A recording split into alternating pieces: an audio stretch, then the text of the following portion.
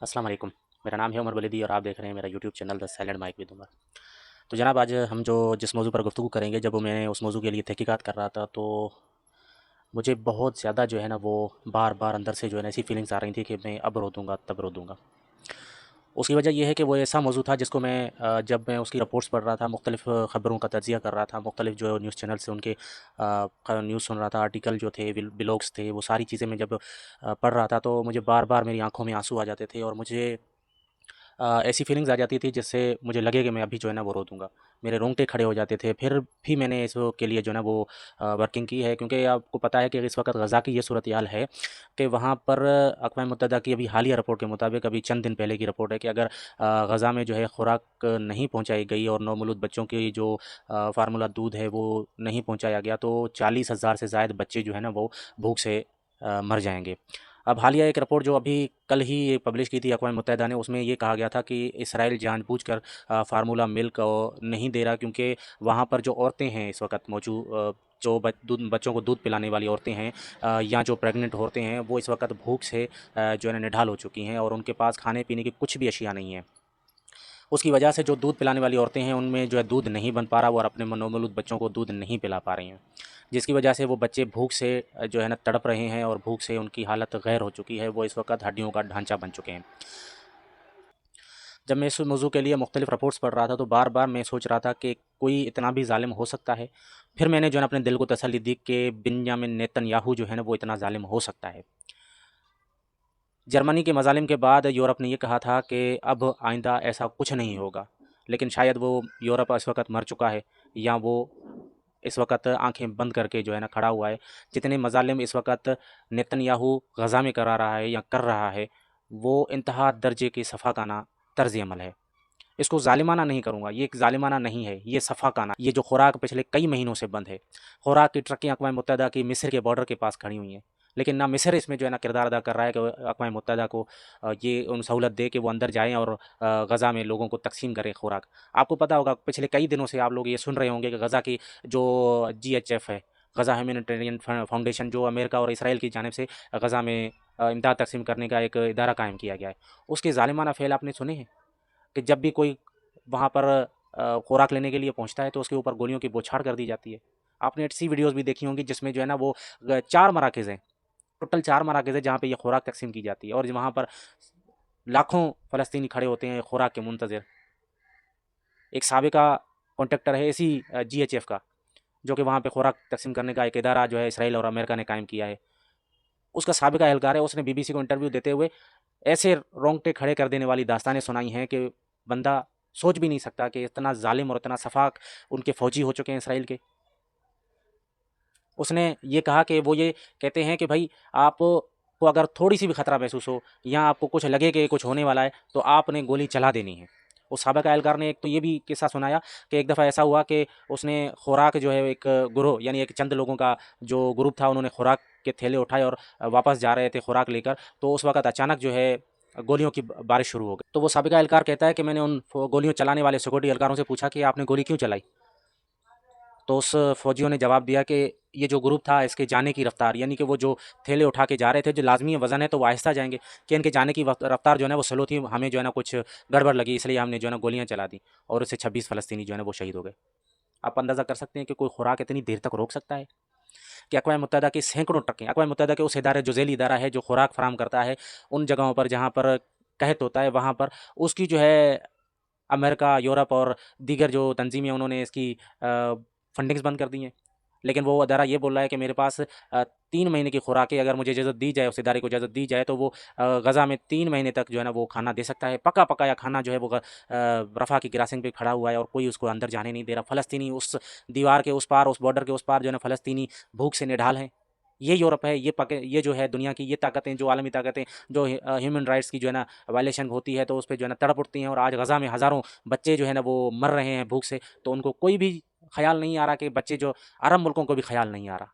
मिस्र की बॉर्डर के ऊपर ऐन ऊपर जो है ना वो सैकड़ों अक़वाम मुत्तहिदा की ट्रकें खुराक वाली खड़ी हुई हैं, लेकिन उसको इजाज़त नहीं है कि वो अंदर जाए और गज़ा के निहत्ते, मासूम, भूख से निढाल, प्यास से निढाल शहरियों को खुराक फ़राहम की जाए। मैं जब ये रिपोर्ट्स पढ़ रहा था तो मैं दिल दहलाने वाली जो है ना वो रिपोर्ट्स थी। मैं ये बयान कर रहा हूँ, मुझे जो बार बार वो जहन में जो है ना वो ख्यालात आ रहे हैं कि किस तरह गज़ा के लोग जो है ना वो सर्वाइव कर रहे हैं। वो रिपोर्ट्स पढ़कर मुझे जो है ना ये हालात मेरे मैं काबू से बार बार जो है ना वो जो है ना मेरे पास अल्फाज नहीं अदा हो रहा है कि मैं किस तरह बयान करूँ कि गज़ा में इस वक्त क्या हो रहा है। जब वो मैंने न्यूज़ पढ़ी, वहाँ पर एक रिपोर्टर था, एक टीवी चैनल का नाम भूल रहा हूँ, उसने रिपोर्टिंग करने से इनकार कर दिया कि मैं हमारे पेट में अभी एक लुकमा भी जो है खाने का नहीं है और हम सर्वाइव नहीं कर पा रहे हैं। अब मैं ज़्यादा रिपोर्टिंग नहीं कर पाऊँगा इस चैनल के लिए। जो यूरोपीय चैनल का एक नुमाइंदा था जो फ़लस्तीनी था और वहाँ पर पिछले 22-24 महीनों से जो है ना ये काम सरअंजाम दे रहा है। लेकिन उसके बावजूद वो रिपोर्टिंग कर रहा था और बता रहा था कि किस तरह जो है ना वो गज़ा के बच्चे भूख से मर रहे हैं। एक रिपोर्ट के मुताबिक अभी कल ही एक रिपोर्ट जो है ना अक़वाम मुत्तहिदा के एक ज़ैली इदारे ने पब्लिश की है। उसमें ये कहा है कि इसराइली फ़ौजी उन जवान औरतें और उन जवान बच्चियों को जो है ना वो जानबूझकर कत्ल कर रहे हैं जो कि बच्चे पैदा करने की सलाहियत रखती हैं या वो आइंदा बच्चे पैदा करेंगी। उन औरतों, उन बच्चियों को जो है ना वो जानबूझकर, छोटी बच्चियों को, जो बालिग बच्चियों को मार रहे हैं ताकि वो फ़लस्तीन की नस्ल में इजाफ़ा न कर सकें। इतना जुल्म! नेतन्याहू जो है ना वो किसी भी तौर पे 28 मई तक जो है ना वो सर्वाइव करना चाह रहा है, जंगबंदी नहीं करना चाह रहा है। उसकी वजह ये है कि 28 मई को इसराइली सुप्रीम कोर्ट 3 महीने के लिए छुट्टियों पर चली जाएगी। उसके बाद अर्ली इलेक्शन का ऐलान करके इन्हीं 3 महीनों के दरमियान जो है वो नेतन्याहू दोबारा इलेक्शन करेगा और वही चाहता है कि दोबारा मैं जो है ना इक़्तिदार में आ जाऊँ। ये ज़ालिमाना फ़ेल इस वजह से हो रहे हैं ताकि बिन्यामिन नेतन्याहू इक़्तिदार में बने रहें। उसके इत्तेहादी यानी जो इत्तेहादी पार्टियां हैं वो सारी की सारी ये कह रही हैं कि नेतन्याहू इस वजह से जो है ना ये इस ज़ालिमाना फ़ेल्स को कंटिन्यू रख रहा है ताकि वो अपनी इक़्तिदार हुकूमत पर गिरफ्त बनाए रखे। चलें उनको छोड़ दें कि वो क्या कर रहे हैं। मैं उन मुसलमान ममालिक से भी पूछना चाहूँगा कि आप क्या कह रहे हैं? आप क्या कर रहे हैं? मिस्र के बॉर्डर के ऊपर सैकड़ों खुराक की ट्रकें खड़ी हुई हैं और मिस्र को ये नहीं हो रहा कि मिस्र ये इजाज़त दे कि आप खुराक की कुछ ट्रकें तो अंदर भेज दें ताकि कुछ फ़लस्तीनियों को तो खुराक मिल सके। जो 40,000 बच्चे इस वक़्त अपनी जान हथेली पे लेके जो है ना वो मौत का इंतज़ार कर रहे हैं, वो भूख से मर रहे हैं, उनको तो कुछ खुराक मिले। वो फार्मूला मिल्क जो कि अक़वाम मुत्तहिदा के ज़ैली इदारों ने रफ़ा क्रॉसिंग के ऊपर खड़ी की हुई ट्रकें हैं, उन बच्चों, नौमौलूद बच्चों का क्या कसूर? वो तो अभी-अभी दुनिया में आए हैं। उन फ़लस्तीनियों का भी कसूर नहीं है जो कि निहत्थे फ़लस्तीनियों के ऊपर हर रोज़, हर वक़्त खुराक की लाइनों में उनके ऊपर गोलियाँ बरसाई जाती हैं। अक़वाम मुत्तहिदा की एक रिपोर्ट और अल जज़ीरा की एक रिपोर्ट के मुताबिक रोज़ाना की बुनियाद पर एवरेज बता रहा हूँ कि 100 फ़लस्तीनियों को शहीद किया जाता है। फिर भी कुछ नहीं होता। मैं तो अपने नाम नेहाद उलमा कराम से भी पूछूँगा, क्या आपको जवाब देने के लिए सिर्फ़ कब्र का अज़ाब याद आता है? आप ये जवाब नहीं देंगे कि आपके पास अथॉरिटी थी, आप उस पे कुछ बात कर सकते थे, लेकिन आपने बात नहीं की। क्या अल्लाह के हज़ूर आप लोग यही जवाब देंगे कि हमारे पास अख्तियार तो था लेकिन हमने कुछ नहीं किया? निहत्ते फ़लस्तीन जो इस वक़्त भूख से निढाल पड़े हुए हैं लेकिन फिर भी आप लोगों ने बात नहीं की। जामअत ज़हरा के जो बड़े मुफ्ती हैं, जो सरबराह हैं, क्या वो जवाब नहीं देंगे कि उसके बगल में फ़लस्तीनी जो है ना भूख से निढाल पड़े हुए थे और जामअत ज़हरा का जो सरबराह है वो खुद पेट भर के खाना खाता है? जवाब तो लाज़मी देना पड़ेगा, यहाँ नहीं तो आगे सही। जवाब तो लाज़मी देना पड़ेगा इन फ़लस्तीनियों का, क्योंकि ये फ़लस्तीनी किसी जुल्म में शामिल नहीं है। ये फ़लस्तीनी अपने हक़ के लिए लड़ रहे थे। आज उनकी ज़िंदगी अजीरन की गई है। 40,000 बच्चे वो हैं कि जिनको रिपोर्ट किया गया है अक़वाम मुत्तहिदा की जानिब से, और हो सकता है कि कितने हों। 66,000 फ़लस्तीनी इस वक़्त तक शहीद कर दिए गए हैं, जिनमें 14,000 बच्चे हैं सिर्फ़। BBC 4 को इंटरव्यू देते हुए एक बरतानवी डॉक्टर ने कहा कि वो ये समझता है कि वहाँ पर गेम चल रही है, कि वहाँ पर एक दिन एक बच्चे लाए जाते हैं तो उनके पेट में गोली होती है, दूसरे दिन बच्चे लाए जाते हैं तो उनकी टांगों में गोली होती है, तीसरे दिन बच्चे लाए जाते हैं तो उनके हाथों में गोलियाँ होती हैं।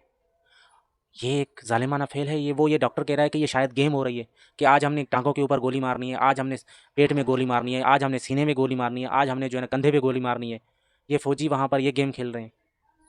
ये बच्चों की ज़िंदगी इस तरह जो है ना ख़त्म की जा रही है। मैंने आपको बताया कि अक़वाम मुत्तहिदा की खुद की रिपोर्ट है कि वो बालिग़ बच्चियों और बालिग़ औरतों को, जो बच्चे पैदा करने वाली फ़लस्तीनी औरतें हैं, उनके ऊपर जो है ना वो उनको कत्लेआम किया जा रहा है कि फ़लस्तीनियों की जो है ना नस्ल आगे ना बढ़े। मैं आपको एक और रिपोर्ट बता देता हूँ कि हर फ़लस्तीनी माँ जो है वो कम से कम 6 बच्चे पैदा कर रही है इस वक़्त, और इसराइल में यानी 10 माएँ मिलके 1 बच्चा पैदा कर रही हैं। यानी वहाँ की 10 माएँ मिलकर 1 बच्चा पैदा कर रही हैं और फ़लस्तीन की 1 माँ 6 बच्चे पैदा कर रही है। यही उनको डर खाया जा रहा है कि फ़लस्तीनियों की तादाद दिन ब दिन बढ़ती जाएगी और हम दिन ब दिन सिकुड़ रहे हैं, जिसका उनका एक निज़ाम है कि वो बग़ैर शादी के भी रहते हैं। फ़लस्तीनियों को नस्लकुशी ही जारी है। ये इसको आप जंग नहीं कह सकते, आप इसको जंगबंदी नहीं कह सकते कि हमास और इसराइल के दरमियान जो है ना जंगबंदी हो रही है। इसको जंगबंदी कहते हैं, इसको नस्लकुशी कहते हैं कि वो नस्लकुशी बंद करेगा इसराइल फ़लस्तीन के अंदर और गज़ा के अंदर। आप ये कह सकते हैं कि भाई ये जंगबंदी क्यों नहीं हो रही है, हमास और इसराइल के दरमियान जंगबंदी क्यों नहीं हो रही है। गज़ा के दरमियान जो है ना 2 बफर ज़ोन कायम कर दिए हैं इसराइल ने।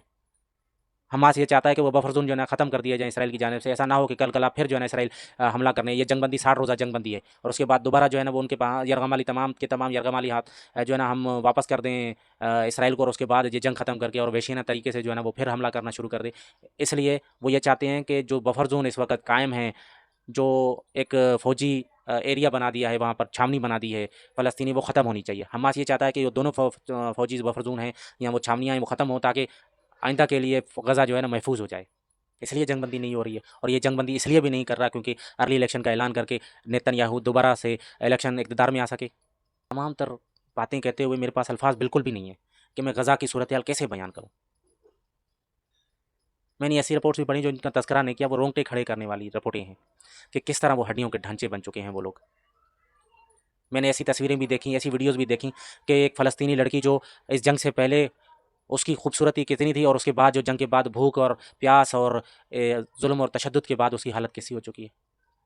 ऐसे नौजवानों की तस्वीरें मैंने देखी जो कि हट्टे-कट्टे नौजवान, उनकी जिस्मानी साख्त आप देखते हैं कि वो कितने मजबूत हैं, लेकिन आप जो उनकी तस्वीरें, उनकी वीडियोज़ देखें, आपको रोंगटे खड़े हो जाएँगे कि किस तरह जो है ना फ़लस्तीन के ऊपर ज़ुल्म हो रहा है, कि उनकी खुराक बंद कर दी गई है। मैं इस वीडियो का यहीं पे इख्तिताम करता हूँ। मेरे पास अल्फ़ाज़ नहीं है कि मैं ज़्यादा गज़ा के बारे में ज़्यादा बातें कर सकूँ, या गज़ा के उन निहत्ते फ़लस्तीनियों की जो कि इस वक़्त भूख से निडाल है, मैं उनकी बात कर सकूँ। मेरे पास इतने ज़्यादा अल्फ़ाज़ नहीं है। इसलिए मैं इस वीडियो को इस लफ्ज़ों से जो है ना इख्तिताम करता हूँ कि अल्लाह फ़लस्तीनियों की हिफ़ाज़त फ़रमाए। अल्लाह उनकी गैब से मदद फ़रमाए। इसी के साथ मैं इजाज़त चाहूँगा। अल्लाह हाफ़िज़।